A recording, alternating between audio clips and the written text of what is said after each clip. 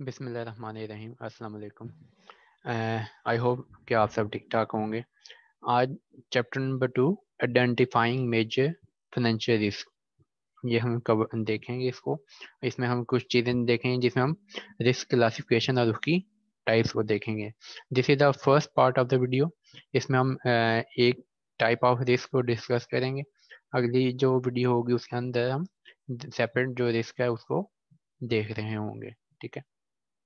First of all classify 3 तरीके से किया जाता है रिस्क को। एक बिजनेस रिस्क होता है, एक नॉन बिजनेस रिस्क होता है और एक फाइनेंशियल रिस्क होता है। ठीक है। अब ये देखते हैं कि एक्चुअली बिजनेस रिस्क होता क्या है। ठीक है। बिजनेस रिस्क वो रिस्क होता है जो कि आपकी कॉरपोरेशन, आपकी जो ऑर्गेनाइजेशन है वो उस रिस्क को बियर कर रही होती है। The sole purpose is to maximise their profit, their productivity, their market share. ठीक है। The These type of risks are taken by the business enterprise themselves in order to maximize shareholder value and profit. Example ऐसे है जैसे company कोई new project launch करती है, new product launch करती है ना मार्केट, तो उसका सोल पर्पज होता है कि अपना मार्केट शेयर इंक्रीज करना और अपनी प्रॉफिटेबिलिटी को इन्हांस करना, इम्प्रूव करना या इंक्रीज करना। ठीक है। This is called business risk. Then आता है non business risk. These type of risk are not under the control of the organization and the firm. ये वो रिस्क हैं जो कि ऑर्गेनाइजेशन कंट्रोल नहीं कर सकती। ये outside the control of the organisation होते हैं। ये उन फैक्टर्स की वजह से रिस्क राइज होता है जिनके ऊपर कॉर्पोरेशन का या ऑर्गेनाइजेशन का कोई कंट्रोल नहीं होता। फॉर एग्जांपल आपका पॉलिटिकल फैक्टर्स इसमें शामिल हो जाए, इकोनॉमिक इम्बैलेंस हो जाएगा, या आपके ट्रेड ऑफ पॉलिसीज में चेंजेस आ जाएंगे। आपकी गवर्नमेंट कोई न्यू पॉलिसीज इंट्रोड्यूस कर देती है, फिस्कल मिलिट्री पॉलिसीज वगैरह। तो सॉरी, तो इन चीज़ों का जो है ऑब्वियसली कॉर्पोरेशन के ऊपर अफेक्ट आएगा। Corporation have no control over such risk factors. ठीक है। देन आ जाता है हमारा financial risk. Financial risk as the term suggest the risk that involve financial loss to form. Financially risk generally arise due to instability and losses in the financial market caused by the movement in stock price, currency, interest rate and more. ठीक है। तो financial risk actually होता ये है कि आपकी जो in term of monetary value जो आपके स्टॉक के ऊपर इफेक्ट आ रहा है तो उसको हम किस अंदर कंसिडर करेंगे, उसको हम फाइनेंशियल रिस्क में लेके आएंगे। इसमें आपकी करेंसी का रेट अप एंड डाउन हो रहा है, उसका भी इफेक्ट आ सकता है। आपकी जो इंटरेस्ट रेट चेंजिंग है उसका भी इसके ऊपर इम्पैक्ट आएगा। ठीक है। तो सारी चीज़ों का जो है वो फाइनेंशियल रिस्क में आ जाए। Financial risk is a broader category जिसके अंदर बहुत सारी और चीज़ें आ जाती हैं जिसको हम अभी आगे ये डिटेल में देखेंगे। ठीक है। Financial risk is one of the high priority risk type for every business. ठीक है। इसका बड़ा इम्पैक्ट होता है ऑर्गेनाइजेशन पे। तो जितने भी फाइनेंशियल रिस्क हैं, फैक्टर्स हैं, कॉर्पोरेशन उनको मैनेज कर रही होती हैं, कंट्रोल कर रही होती हैं। ठीक है।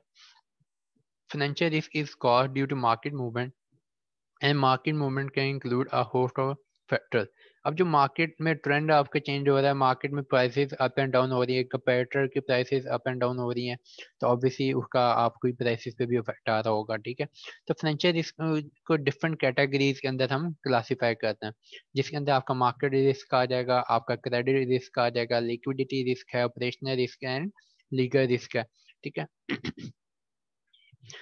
इसके अंदर आपका इंटरेस्ट भी आ जाएगा, इंटरेस्ट रेट का रिस्क आ जाएगा, करेंसी का रिस्क आ जाएगा, करेंसी चेंज हो रही है इंटरनेशनल लेवल पे। ख़ास तौर पे जब आप इंपोर्ट एक्सपोर्ट के बिजनेस में हैं तो आपने करेंसी की प्राइस फ्लक्चुएशन का भी इम्पैक्ट आएगा, तो वो सारे आपके फाइनेंशियल रिस्क में शामिल हो जाएंगे। फिर है जी फंडामेंटल मार्केट टर्मिनोलॉजी जो कि नॉर्मली यूज हो रही होती है, उसमें है जी एब्सोल्यूट रिस्क। ठीक है। इस रिस्क को हम डेल्टा रिस्क भी कहते हैं। ठीक है। It arise from exposure to changing price of the underlying asset or index. ठीक है। एक्सपोजर समझ लीजिए, एक्सपोजर जो टर्म है ये बहुत ज़्यादा यूज होगी। तो एक्सपोजर एक्चुअली आपका रिस्क का इम्पैक्ट है जो कि ऑर्गेनाइजेशन को फेस करना पड़ेगा। The loss the company is going to face, उसका जो आप डिटर्मिन करते हैं वो आपका एक्सपोजर है। फॉर एग्जाम्पल आप कहीं पे इन्वेस्टमेंट करते हैं तो आपको कॉर्पोरेशन दादा लगाती है कि हमें यहाँ पे 10% रिस्क है कि हमारा लॉस होगा, तो 10% जब आपका एक्सपोजर है। ठीक है। सेकंड हम देखते हैं कन्वेक्सिटी रिस्क जो है, इसको हम गैमा रिस्क भी कहते हैं। ये कब होगा, जब आपका exposure to the rate of change in the delta और duration of the underlying asset. ठीक है, डेल्टा हमारा क्या था, एब्सोल्यूट रिस्क। तो वो कहते हैं एब्सोल्यूट रिस्क के चेंज होने की वजह से जो आपके एक्सपोजर के ऊपर, लॉस के ऊपर जो आपका इफेक्ट आएगा उसको हम क्या कहेंगे, कन्वेक्सिटी रिस्क। फिर वो कहता है जी वॉलेटिलिटी रिस्क, इसको हम वो कहते हैं वेगर रिस्क। ये कब राइज होगा, देखें यहाँ पे हर उसमें एक्सपोजर वर्ड यूज हो रहा है। ठीक है, इसलिए एक्सपोजर को अंडरस्टैंड करना is very important. a risk arise from the exposure to change in the implied volatility of the underlying asset or security।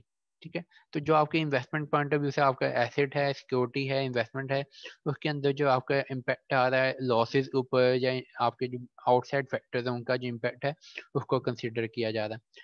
ठीक है, टाइम डिके रिस्क को कहता है थीटा रिस्क। ये अराइज होता है टाइम गुजरने के साथ साथ।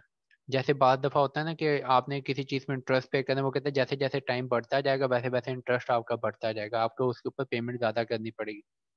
तो टाइम फैक्टर जो है जब उसको कंसिडर किया जाता है तो उसको हम कहते हैं टाइम डिके रिस्क।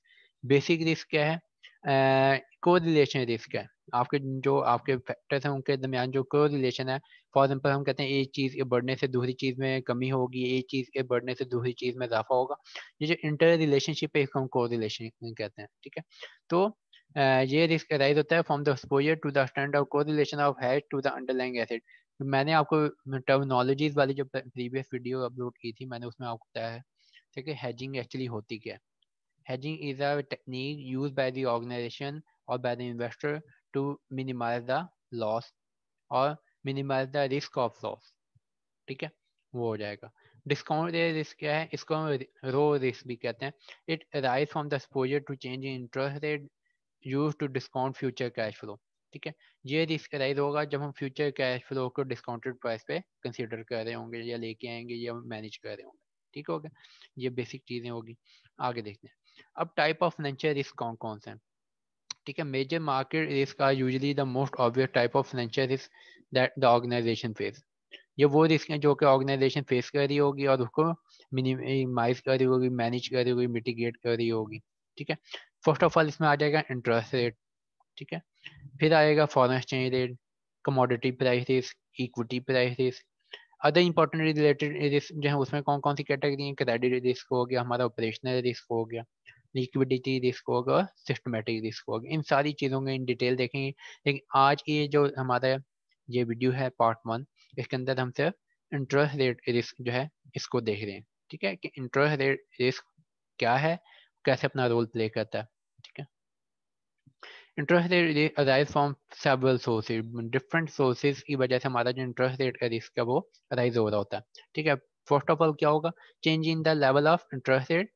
आपका इंटरेस्ट रेट इंक्रीज हो रहा है, डिक्रीज हो रहा है, तो इसको हम उसमें ले जाएंगे absolute interest rate.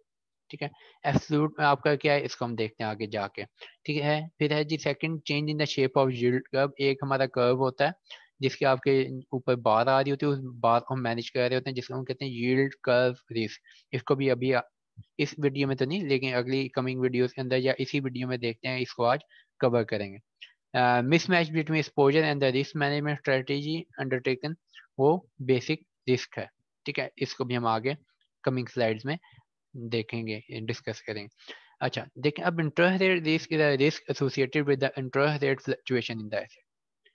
Interest rate के फ्लक्चुएशन की वजह से जो एसेट के ऊपर इम्पैक्ट आ रहा है उसको हम इंटरेस्ट रेट रिस्क कहेंगे। हमेशा जब भी रिस्क की बात होगी तो आप उसमें ये कंसिडर करेंगे रिस्क का मतलब नेगेटिव इम्पैक्ट है। नेगेटिव इम्पैक्ट का मतलब लॉस है कि अगर इंटरेस्ट रेट इंक्रीज होगा या डिक्रीज होगा उसकी वजह से हमें लॉस बेयर करना पड़ेगा। ठीक है, तभी तो रिस्क को मैनेज करना हमारा सब्जेक्टिव, हमारा रिस्क मैनेजमेंट है, तो रिस्क को हमने मैनेज करना होगा। ठीक है, interest rate and bond prices are inversely related. ये बात यहाँ पे क्लियर होगी कि इंटरेस्ट रेट और बॉन्ड के साथ रिलेशनशिप इन्वर्स है। बॉन्ड प्राइस इंक्रीज हो रही है तो इंटरेस्ट डिक्रीज हो रहा है, या इंटरेस्ट अगर इंक्रीज हो रहा है तो बॉन्ड प्राइस आपकी डिक्रीज हो रही होगी। ठीक है, interest rate is the probability of an adverse impact on profitability और asset value as a result of inherent rate changes। ठीक है, inherent rate risk affect many organizations, both borrower and investor, and particularly affect capital intensive industry and sector। ठीक है। हमेशा जब भी आपके interest rate का इम्पैक्ट होगा वो आपके, ऑब्वियस बात है, अगर ज़्यादा इंटरेस्ट पे कर रहे हैं तो आपके प्रॉफिटेबिलिटी रिड्यूस हो जाएगी। तो आपने इन सारी चीज़ों को मैनेज करना है। जो आपकी कैपिटल इंटेंसिव आपकी कॉर्पोरेशन इंडस्ट्री है, सेक्टर है, उसके ऊपर ऑब्वियसली इसका ज़्यादा इम्पैक्ट आता है। ठीक हो गया। अब यहाँ पे बात हो रही है एब्सोल्यूट इंटरेस्ट रेट की। Absolute rate is the sum of fix and variable rate. Absolute interest rate की आपका फिक्स रेट और वेरिएबल रेट को जब हम सम लेते हैं, प्लस करते हैं, तो हमारे पास एक वैल्यू आ जाती है जिसको हम कहते हैं एब्सोल्यूट इंटरेस्ट। ठीक है। अब बाद दफ़ा कॉर्पोरेशन कहीं पे आपको इन्वेस्टमेंट करती है तो इंटरेस्ट रिसीव कर रही होती है, या किसी ने आपने कहीं पे इसे लोन लिया हुआ है या कोई इस तरह की बोरिंग की हुई है तो आपको इंटरेस्ट देना पड़ा। तो एब्सोल्यूट रेट जो है वो फाइंड किया जाता है। वो कहते हैं ठीक है ये हमारा फिक्स है, और अगर वेरिएबल कोई चेंज होती है तो उसको हम बीच में प्लस करेंगे तो वो एब्सोल्यूट हो जाएगा, उसके मुताबिक आपको इंटरेस्ट मिलेगा या आपने उस पर इंटरेस्ट पे करना होगा। ठीक है। Absolute interest rate risk is that from the possibility of directional up and down change in the interest rate. Interest rate के इंक्रीज और डिक्रीज होने की वजह से इसके ऊपर आपका अफेक्ट आ रहा होगा। ये जो एब्सोल्यूट इंटरेस्ट रेट है इसको हम डिटेल में डिस्कस करेंगे यूनिट नंबर 3 के अंदर। ठीक है। ये अभी हम यूनिट 2 पढ़े, इसमें सब आपको हल्का सा ओवरव्यू दे रहा हूँ मैं। ठीक है। फिर आ जाता है यील्ड कर्व रिस्क। ठीक है। यील्ड कर्व में क्या है, risk arise from the result in changes in the relationship between short and long term interest rate. Short term interest rate और लॉन्ग टर्म इंटरेस्ट रेट में जो आपका रिलेशनशिप है उसमें जो चेंजेस आएंगी उसको हम क्या करेंगे, उसको हम यील्ड कर्व के अंदर मैनेज कर रहे होते हैं। ठीक है। In a normal interest rate environment the yield curve have an upward sloping shape. ठीक है। यील्ड कर्व में क्या होता है, आपका कर्व अप साइड पे मूव कर रहा होता है। जो नॉर्मल सर्कमस्टांसेस है उसमें अप साइड मूव कर रहा होगा, और अगर नॉर्मल सर्कमस्टांसेस नहीं है तो देयर इज अ पॉसिबिलिटी कि वो डाउनवर्ड स्लोप हो जाए इस तरह, तो वो हम देखेंगे। Long term interest rate are higher than the short term interest rate because of the higher risk in the lender. ठीक है। ऑब्वियसली बात है, अगर आप किसी को ज़्यादा अरसे के लिए पैसे दे रहे हैं, लोन दे रहे हैं, तो आप उसमें इंटरेस्ट भी ज़्यादा चार्ज करेंगे, बिकॉज देयर अ पॉसिबिलिटी के इन फ्यूचर आपकी जो price value of the money है वो डिक्लाइन हो रही हो। तो longer the time period and longer the interest rate और higher the interest rate you will charge. ठीक हो गया। ये है। देन हमारा है basic risk. Basic risk is the risk that the future price might not move in the normal steady correlation with the price of underlying asset. इसमें आपका क्या है, आपकी कोरिलेशन जो है वो प्रॉपर नहीं है। ठीक है। आपका स्टडी कोरिलेशन नहीं है, तो उसका इम्पैक्ट आपके एसेट्स पे आ रहा होगा, जो आपने इन्वेस्टमेंट की हुई है उसके ऊपर आ रहा होगा। Basic risk can also arise if price are prevented from fully reflecting underline market change. Basic risk तब भी अराइज होता है जब आपके जो मार्केट में आपकी जो चेंज आ रही है मार्केट में उसको एक्जेक्टली आप उसमें रिफ्लेक्ट ना करें अपने एसेट के अंदर। ठीक है। सिंपल सी आपको एग्जांपल देता हूँ, अगर मार्केट के अंदर एक चीज़ की प्राइस बढ़ गई है और आप अपनी प्राइस बढ़ा नहीं रहे, लो प्राइस पे अगर उसको सेल कर रहे हैं तो उसकी वजह से आपको लॉस होगा। तो आपने उसको क्या करना है, मैनेज करना है। जो मार्केट में चेंज आ रही है उसके मुताबिक आपने अपने एसेट को उस मार्केट प्राइस के मुताबिक मैनेज करना होगा। ठीक है। This is called basic risk. इसके बाद है हमारा फॉरेन एक्सचेंज रिस्क। ये जो हमारा बेसिक रिस्क है, यहाँ तक हमारा इंटरेस्ट का सारा जो है पोर्शन कवर हो गया। ठीक है। अब जहाँ तक बात है ये आगे फॉरेन एक्सचेंज रिस्क की, इसको हम इंशाल्लाह अपनी अगले लेक्चर में कवर करेंगे और इसको इन डिटेल देखेंगे। बाकी जो रिस्क फैक्टर हैं उनको भी हम आगे कमिंग वीडियोस के अंदर जो है समझने की कोशिश करेंगे। आई होप कि यहाँ तक आप लोगों को चीज़ें क्लियर हो गई होंगी। अगर आपको कोई चीज़ समझ नहीं आई, कोई एम्बिग्विटी है तो मेरे से पूछ लीजिएगा, मैं आपको उसका आंसर कर दूंगा। Thank for watching. Have a good day. Allah हाफिज़।